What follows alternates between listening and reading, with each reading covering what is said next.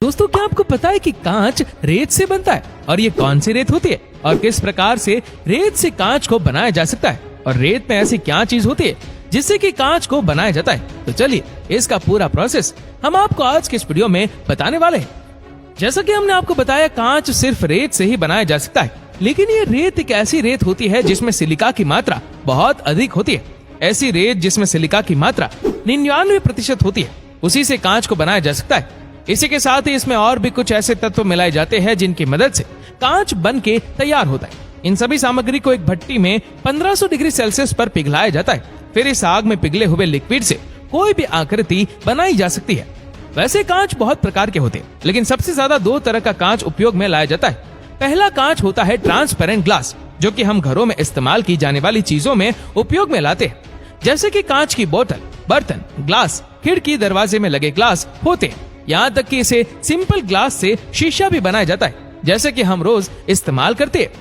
दूसरे प्रकार का ग्लास होता है, इसका इस्तेमाल कुछ खास तरह के कांच को बनाने में किया जाता है। बुलेट प्रूफ ग्लास भी स्पेशल ग्लास का इस्तेमाल करके ही बनाया जाता है। वैसे तो कांच बहुत तरह के होते हैं, लेकिन 90% कांच सिंपल ग्लास का इस्तेमाल करके ही बनाए जाते हैं। सिंपल ग्लास को बनाने के लिए सबसे पहले 75% रेत, 15% सोडियम ऑक्साइड और 10% चूने का इस्तेमाल किया जाता है। इन तीनों तत्वों को आपस में मिलाकर एक मिश्रण तैयार किया जाता है, जिसमें इस मिश्रण को रिसाइकल करने के लिए कांच के कुछ टुकड़े भी मिलाए जाते हैं। फिर इस मिश्रण को भट्टी में डाल दिया जाता है, जिसकी तीव्रता 800 से 1500 डिग्री सेल्सियस के बीच होती है। इस मशीन को इस भट्टी में तीव्रता से पिघलाया जाता है। इस मिश्रण के पिघल जाने के बाद इसे एक प्लेन जगह पे डाल दिया जाता है। लेकिन अगर आप कांच को किसी दूसरे आकार में ढालना चाहते, तब अलग अलग डिजाइन के सांचे होते, जिसमें इस गर्म मिश्रण को डाला जाता है। फिर ठंडा होने के बाद यह मिश्रण उसी आकार का बन जाता है। इस प्रकार से ग्लास अलग अलग आकार का बन जाता है। दोस्तों, हम आपको बता दें कि कांच के बने शीशे 3 तरह के होते हैं। पहला, पारदर्शी शीशा, जिसके आर पार देखा जा सकता है। दूसरा, अपारदर्शी शीशा, जिसके आर पार नहीं देखा जा सकता। और तीसरा, अल्प पारदर्शी शीशा, जिसके आर पार थोड़ा बहुत दिखाई देता है। शीशा बनाने के लिए कांच को लटकाकर रोबोटिक सिस्टम द्वारा कन्वेयर बेल्ट तक पहुंचाया जाता है, जिसके बाद पानी और ऑक्साइड से इसकी सफाई की जाती है। साथ ही गर्म पानी के इस्तेमाल से भी इसकी सफाई की जाती है। इसके बाद कांच पर कोटिंग की जाती है और लिक्विफाइड पेंट चढ़ाया जाता है, जिससे कि कांच का पिछला हिस्सा तैयार हो जाता है। इसकी वजह से कांच पर सिल्वर आसानी से चिपक जाता है। सिल्वर को लिक्विड फॉर्म में कांच पर चढ़ाया जाता है, जिसमें कुछ और तत्व भी शामिल किए जाते हैं और कुछ केमिकल भी उपयोग में लाए जाते हैं, जिससे कि सिंपल कांच आईने में तब्दील हो जाता है। इसके बाद इस पर कॉपर की डबल कोटिंग की जाती है, जिससे कि कांच काफी मजबूत हो जाता है और लंबे समय तक चलता है।